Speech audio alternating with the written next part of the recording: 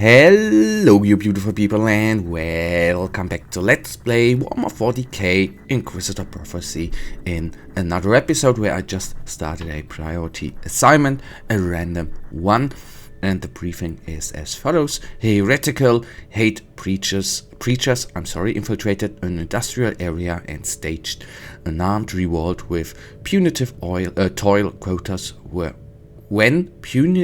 punitive oil quotas were imposed. The cultist horde is gaining momentum at an alarming rate. The greatest threat is not the cultist insurrection or the loss of imperial resources itself, but the unimpeded spreading of heretical ideologies. This may be an insignificant conflict, yet the Holy Orders demands your full attention on the matter. Stop the rebellion in its infancy. After reviewing data regarding the current tactical situation, we have collated the following intervention options for you to consider. Send stealth agents to fallen areas for reconnaissance, reprogram and arm all available servitor units in the area, hire local criminal gangs as auxiliary militia. I'm going with the stealth option, so let's see what that brings us in the end. The situation is bleak. Most local units did not pass the inquisitorial audit, so the bulk of our army is now made up from panel formations. A massive cultist assault was thwarted, leaving behind a mountain of dead. Lines were held, but imperial reserves are now almost depleted. A revered Alexiki chaplain is stranded behind enemy lines. Latest reports in loaded urgent cases, a forward combat outpost has fallen silent. A venerable imperial general is acting recklessly. I go with the first one, sounds the neatest, and then we go into the briefing. Let's see what it is. Of course, it is a purge. One of our strong points fell behind enemy lines and revered Alexei Chaplin is trapped at the site. His existence is what the hell is going on? Insignificant with the Holy Order, yet the loss would be a devastating blow to troop morale at this time. Secure a pathway for extraction.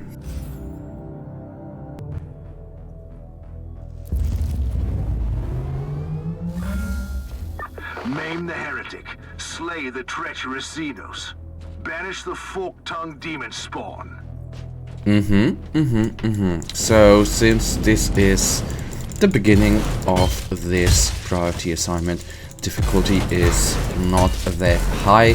With what do I mean? Of course, with difficulty is the HP of those normal enemies, which you can see they explode quite quickly, especially if we go with our special, not with our signature spells. This is what I wanted to say. There you can see once it is on them, they not instantly, but they pretty damn quickly are destroyed.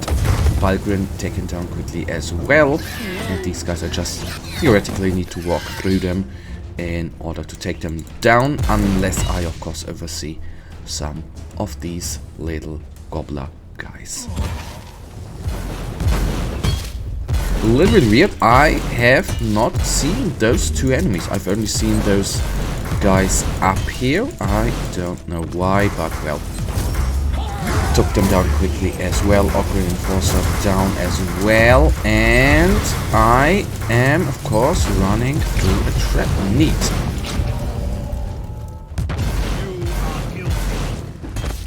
Just for my... okay, there, those skulls are okay. Could have seen them if I would have paid close attention. So, what I'm curious actually about, not every, of course not every purge, there is a tougher enemy, so to say, at the end. So let's see what kind of enemy it is going to be. If there's an enemy, I assume it is going to be a sentinel. Whether it's going to be with autocannon or less cannon, let's find that out. But for that we need, so to say, come we need to get to the end of this stage, so to say.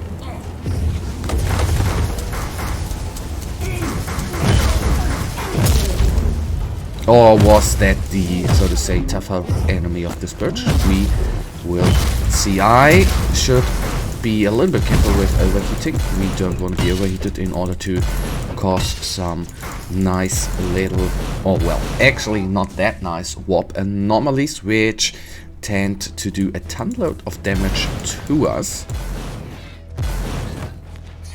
So sometimes the physics in this game are off. You kill enemies and suddenly they spawn, so to say, mid-air and fall to the ground. Very, very weird. But, well, bugs in games, I guess, are nowadays, sadly enough, a normal thing. To the right. And on it goes. Okay, we have an inoculator refill here, just in case. Because I'm a little tinsy, although, yeah, yes, I said the difficulty is not that high, but weirdly enough, we already have used up one inoculator. I know that ain't much, but I'd rather be safe than sorry. Another Baldrin, okay, 2. That makes it not easier. But since the left one is a close combat guy, I just go to this one and hope, okay, it didn't work out as intended. I thought that this guy was quickly coming to us in close combat, but off and wrong I was.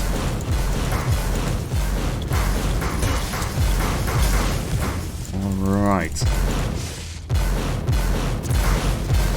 Loaded. Okay, I've overseen why and how did I...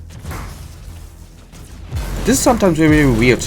I don't know why, but oftentimes, although I try to pay attention, I oversee enemies all the time. Not as often as I, of course, oversee the traps, but well. Is there anyone up here? Obviously not. No one is down there, so we can go on. So we have already taken out half of the enemies, and half, so to say, half the map is still remaining. Got that one. Going in the fiery form to quicken up the process of killing this guy. He wasn't even able to get out one decisive hit. That is very, very good for us. So there you can see I technically used the fiery form a little bit too early against the two. I mean, we survived and we still have HP remaining, nothing out of the ordinary, but we could have quickened up the process here by saving the fiery form for these guys as well. Now the situation is a little bit better since this guy came to us. Okay, inoculator refill is not needed. This is a little bit, sometimes a little weird. I mean, I assume I don't know how randomly generated these maps technically are. So if they are really, really randomly generated, or the items and enemies on it randomly generated, then I can understand why sometimes on maps inoculator refuels are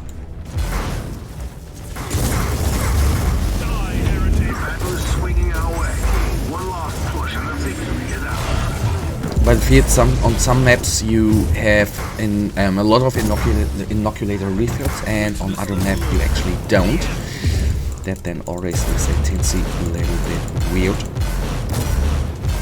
But as I wanted to say, if it is of course randomly generated, then I can understand it. If this map is practically crafted by hand by a designer, whatever, then I can't understand it. But well, it always sometimes seems, especially if you play missions which are a little bit harder or above your power rating, above your level, then on these maps inoculator refills are not that often.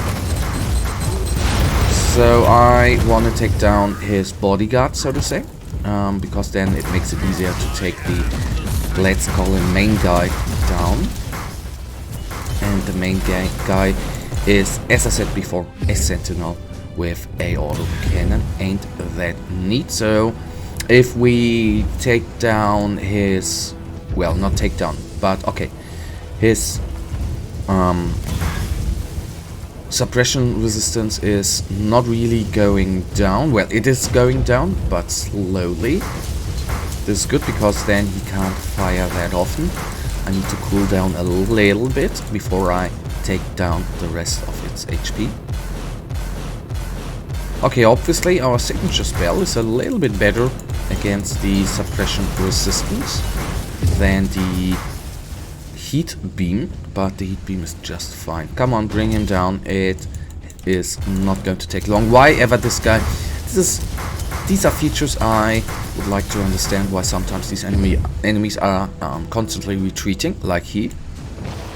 You gave them death generously.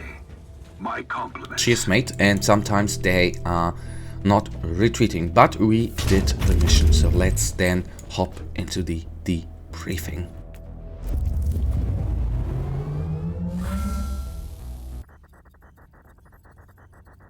The Elakasi, oh my goodness, this word, Eklesaki chaplain is back to safety behind Imperial lines. A meaningless victory to please the fickle mind of the cannon fodder. The operation may be hexed by the arch enemy. The situation grows worse.